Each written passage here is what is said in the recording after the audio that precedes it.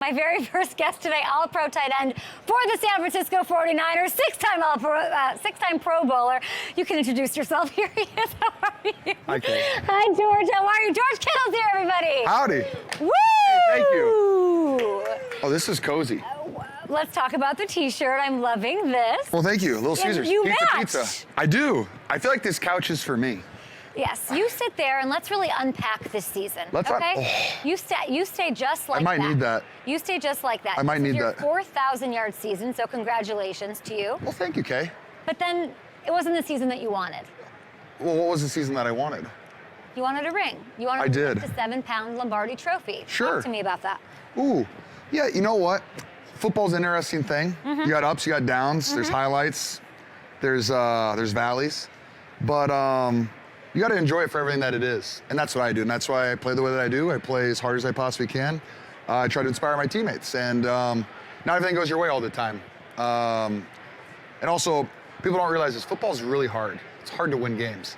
And so, ball didn't bounce our way a lot. And you can look at every game that we played. We didn't run the ball very well. We didn't stop the run very well. We had a lot of turnovers, and we didn't force a lot of turnovers. Not really good for winning football games. So while that's disappointing, I'm very happy that I made it out of the season healthy. You did. I made it out of the Pro Bowl healthy.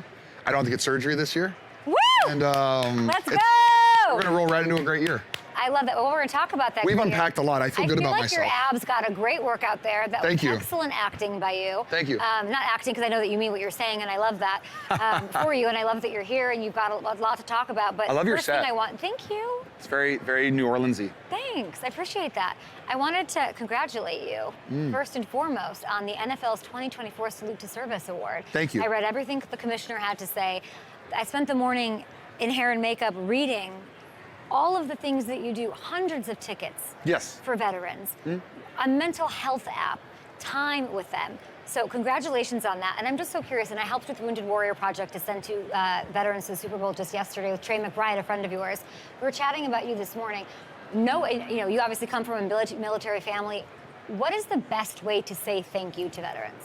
Oh, just giving them your time, in my opinion. They're very normal people, just like you and me, except that they're full of courage, commitment, and I don't know if I can say this, but I have a football coach at the 49ers who, when he talks about special players, he says they got that shit in their neck.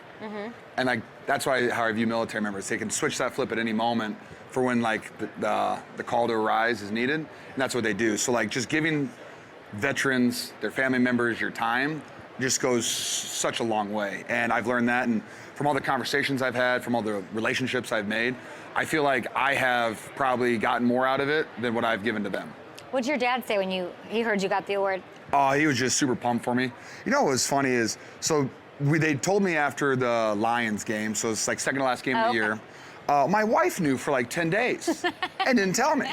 Didn't tell my family, didn't tell anybody. And she just sitting there knowing everything and doesn't tell me. Thanks, Claire. Awesome. Hi, Claire. We love you, Claire. Hi, Claire. Hi, sweetie. So that was really fun. But no, it was an awesome surprise. If you watch the video, I had no idea that I actually won for the first 5 minutes I was in the room. So that was great until Claire told me I had won. So it was an awesome, awesome experience. I know we joked a little bit about, not joked, but the season. Sure. You've lost a Super Bowl. That must be the ultimate heartbreak. Is that less disappointing than have it? Yeah, I know. Oh, thanks. That's hard. I don't want to bring, no, it's brought up now. Let's hash it out. Is it less disappointing than having a season that kind of completely doesn't go the way that you thought that it might? I'd rather play in the Super Bowl than not play in the Super Bowl, because at least that means you had a great time the whole season. What were we at one? We're in 3 games and out of 10 towards the end of the year. So, it's tough. It's hard to play football when all your friends are hurt and no one's really out there with you except for a couple of the guys. It's tough. It's hard. But every NFL team goes through it, and a lot of teams that's where you get the cool stories of, hey, guys take advantage of the opportunity. Someone in front of them's hurt, and they take advantage of that. They make plays. They become a cornerstone guy, and that didn't happen. We had a lot of young guys that did step up, but we couldn't overcome our lack of ability in the run game or with turnovers. So, I do think a lot of guys got great reps.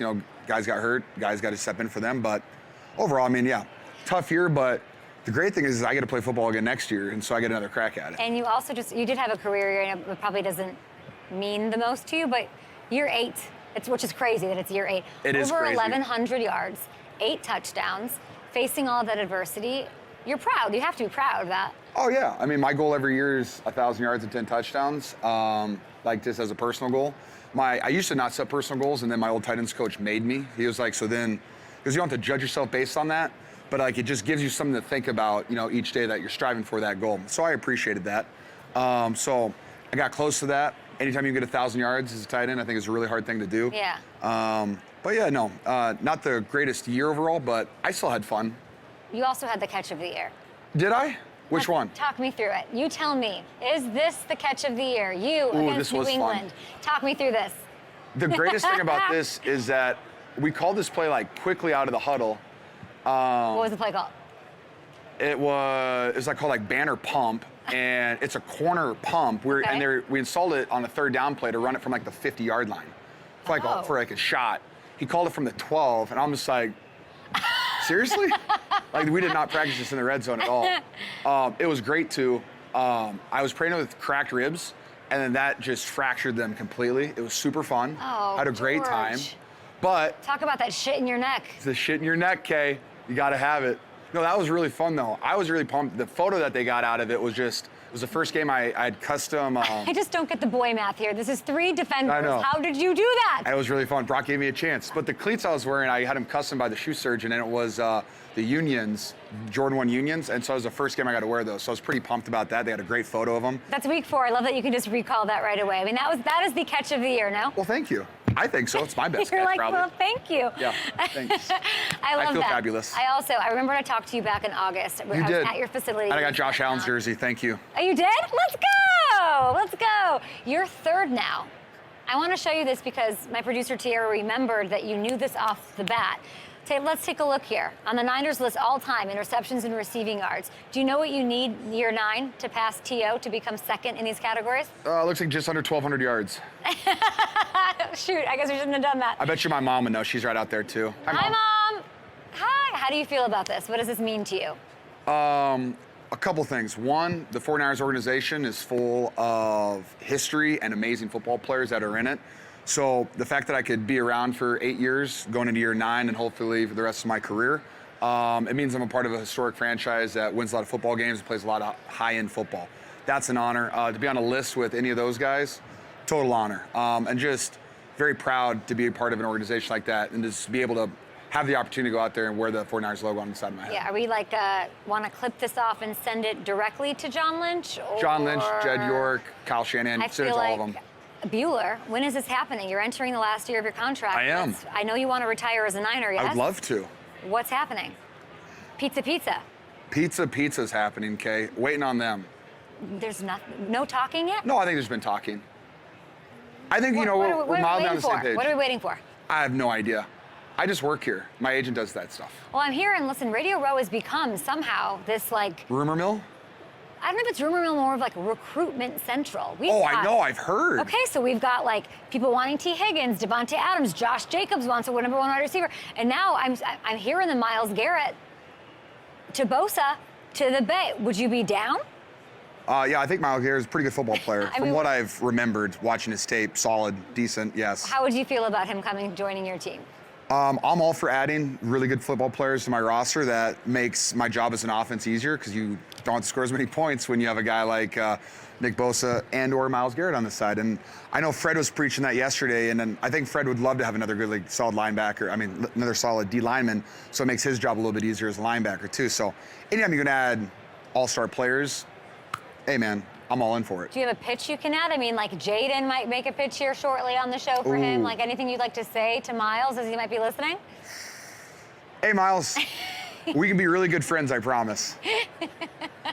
And we would love to see it. You mentioned how Brock Purdy gave you a chance week 4 on what was the catch of the year. Yes. You've always been in his corner. The season did not go as well. The talk never ends, right? The talk never ends. Fred Warner said that he made huge leaps as a leader. Can you corroborate that with a story? What's your best leadership growth story out of Brock? You know what I think? Well, besides this play, it pisses me off because I'm open 2 different times and he refuses to throw me the ball. Brock. Way to go, Brock. Yeah, I'm not so sure about Brock now, contract extension for you. I'm actually not so sure about Brock. No, but a leadership story, I think I think Fred, hit it on the head. Brock did a lot of very good things. Like, we didn't win all the games that we wanted to win this year. Yes. But Brock, I think, played at a really high level. If you look at all of his stats, I think he's like top 10, top 5 in a lot of those things that, like, oh, you have to be a good quarterback to be able to do these things. I think he checks those boxes. And but leadership-wise, Brock was very vocal this year, which is what I really appreciate about him. Like, if the timing is off on a route, if a guy wasn't getting his width on a certain like landmark and stuff like that, he was very vocal about it. And I appreciate that because before a lot of it's been like, hey, Coach Shanahan or the wide receivers coach, the tight ends coach is like, hey, you got to do this. Well, now it's like Brock's like, hey, man, you're screwing me by doing that. And so when you have a quarterback that's vocal, it really helps a lot because I don't care how loud I am or how much I talk to people. When the quarterback speaks, guys like to listen to the quarterback because that's their role. Their role is to lead, their role is to throw the ball. They handle the ball every time. So I think Brock is continually, what does Brock do? I think he's like 24. Young kid. Yeah, so he's got a lot of football. Think he doesn't deserve the contract extension. Crazy, George. right?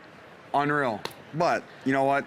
He's taking leaps and bounds. I agree. And he's only getting better too. Last one for you in this game. Last one. Travis is going to do his thing, potentially have a three-peat. Probably. Founder of Tight End University. Yes.